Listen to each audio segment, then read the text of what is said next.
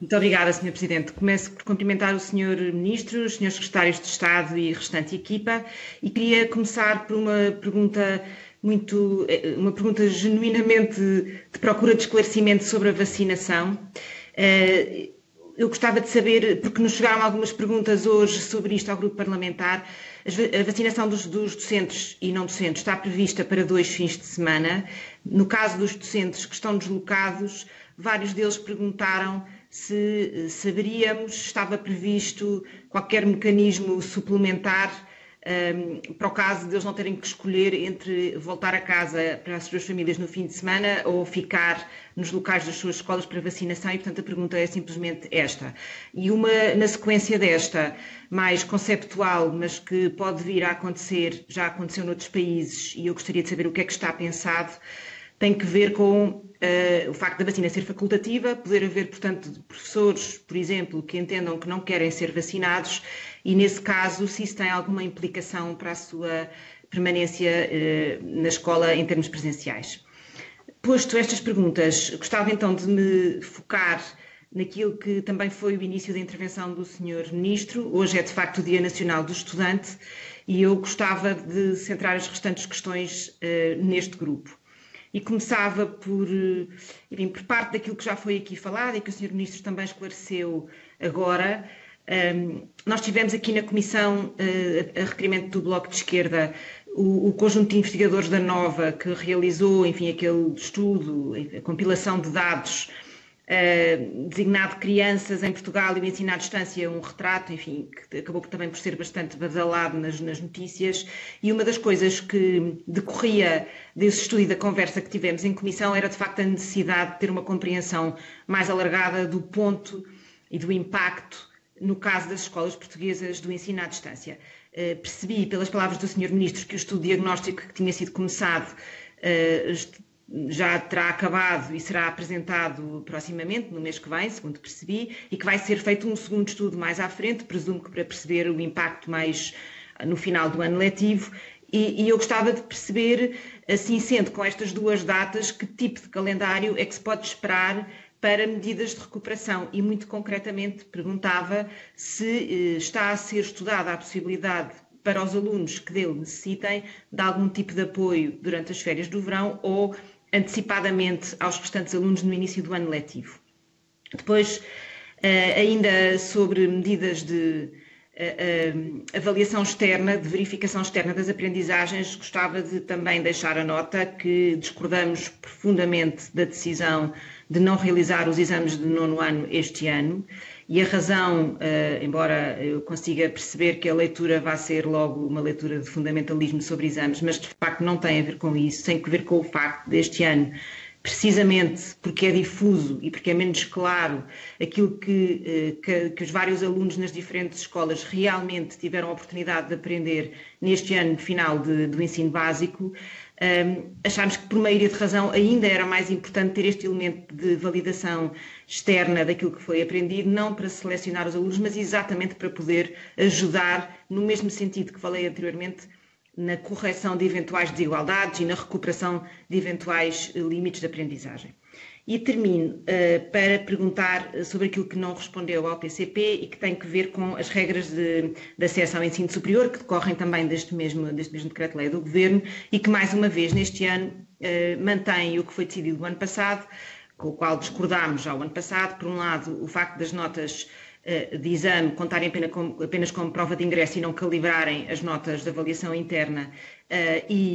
Eu gostaria de saber se, pelo menos, podemos estar tranquilos que não houve nenhum movimento no ano passado, que já temos dados de, vamos lhe chamar, hiperinflação, uma inflação artificial das notas de avaliação interna, e que, portanto, isso não tenha este descalibrar, não resulte do facto de não termos este ponderador. Isso preocupa-nos, gera muitas assimetrias que têm impacto no acesso ao ensino superior. E, em segundo lugar, as melhorias de nota. O Sr. Ministro saberá seguramente que hoje mesmo abriram as inscrições para os exames e há um conjunto de associações de estudantes do ensino secundário, um conjunto alargado de vários pontos do país, que decretou ou que se organizou para um movimento a que deu o nome Eu Melhoro se tiver oportunidade, e que vão procurar manifestar a sua discordância profunda com esta limitação à sua oportunidade de melhorar as notas de avaliação interna através de uma greve às inscrições aos exames online. Eu pergunto se não há ainda margem dentro do Governo, e particularmente na sua tutela, de reconsiderar pelo menos esta componente e de permitir aos alunos que assim o entendam que nestes casos os exames sirvam também não só como provas de ingresso, mas também para a melhoria das suas notas de classificação interna. Muito obrigada. Muito obrigado, Sra. Deputada. Sr. Ministro, 5 minutos para responder, por favor.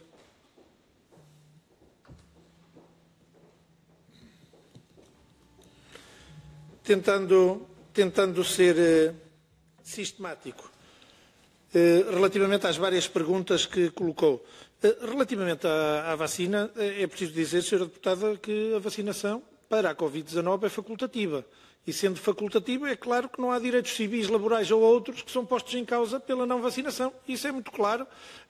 Até aqui é a opção de Portugal que assim seja e nesse sentido não há nada que neste momento possa ser feito em sentido contrário, porque verdadeiramente a vacinação é facultativa. Agora, é importante dizer que a vacinação é absolutamente central para conseguirmos a tal imunidade de grupo que queremos. E sabemos que vacinar-se é também ser responsável e entender que estamos a participar num esforço coletivo de imunização coletiva e eu acredito também que os professores optem também pelos conhecimentos científicos, pelos conhecimentos do entendimento do que isso permite também para a sua vida individual, para a sua vida coletiva, para a vida de cada uma das escolas, o possam fazer e eu aqui digo também com os conhecimentos científicos que tenho que toda a gente deve não hesitar por um momento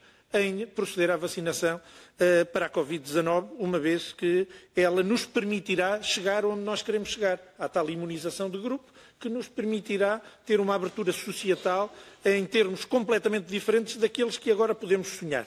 Relativamente às questões que colocou em relação ao sítio onde os professores devem ser vacinados, eles são vacinados nos locais onde estão a trabalhar, porque este é um esforço feito através do seu estabelecimento de ensino, que deu as listas e que é a partir desses conselhos que é organizado. Obviamente, quem não fizer a vacinação agora, depois passará para a vacinação dos grupos etários normais, imagino eu, da população em geral. Mas, basicamente, não há forma de nos organizarmos tendo aqui uma matriz em que cada pessoa escolhesse, de certa forma, ser vacinada onde quisesse ou como quisesse, em função do sítio onde estava naquele fim de semana.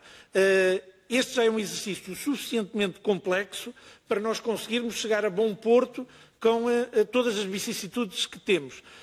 Sabemos que necessariamente há docentes, como há outros trabalhadores, como certamente existiram polícias, existiram médicos, que em determinado momento gostavam de estar num sítio e não estiveram porque nesse fim de semana ou nesse dia lhes foi marcada a vacinação. Mas aqui também está a responsabilidade individual, a responsabilidade coletiva e eu faço um apelo a todos para que verdadeiramente aproveitem esta oportunidade que acabam por ter para podermos aumentar a resiliência das nossas escolas. Relativamente às medidas para o próximo ano letivo, tudo será anunciado oportunamente. É importante agora sabermos quais são as consequências, de que forma é que todo este confinamento, o ensino à distância, que consequências teve nas aprendizagens, no processo de ensino-aprendizagem das nossas crianças, dos nossos jovens e atuar consequentemente. Sabemos bem que o ano passado já foram tomadas um conjunto de medidas. Sabemos também muito bem que este ano queremos fazer mais, fazer melhor e repetir muitas das medidas que efetivamente acabaram por ser tomadas.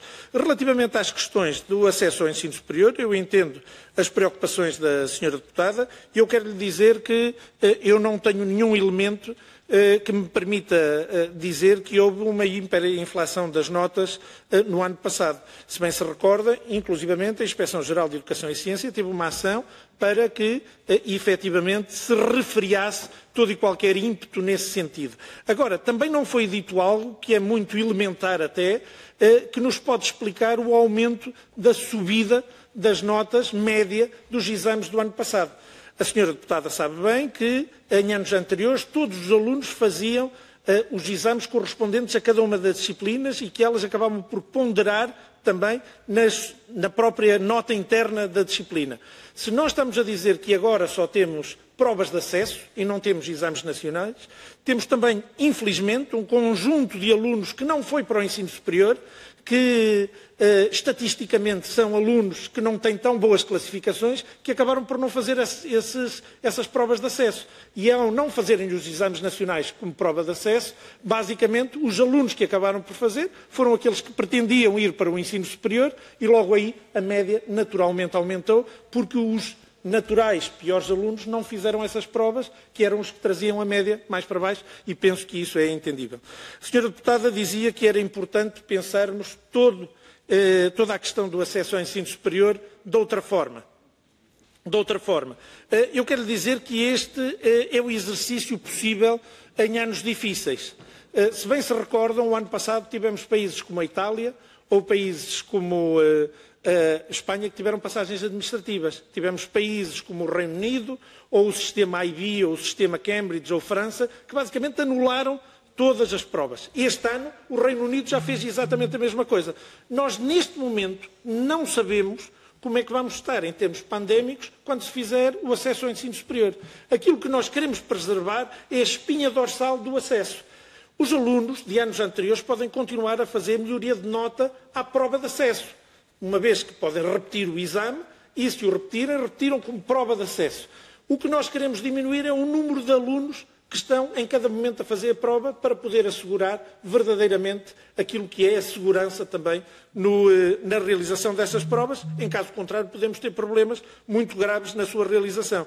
E, por outro lado, todos queremos, Sra. Deputada, e eu entendo, todos queremos aferir, todos queremos ter dados, mas todos entendemos também que nos temos que centrar no essencial, naquilo que é o acesso ao ensino superior e também nas outras questões, entendendo nós, por exemplo, que as provas de aferição, num conjunto de escolas que farão parte da amostra, serão utilizadas para termos mais elementos para essa questão que a senhora deputada disse ser tão importante, poder aferir como cada nível de ensino está a ser, de certa forma, entorpecido nas suas aprendizagens por todo este processo. Obrigado.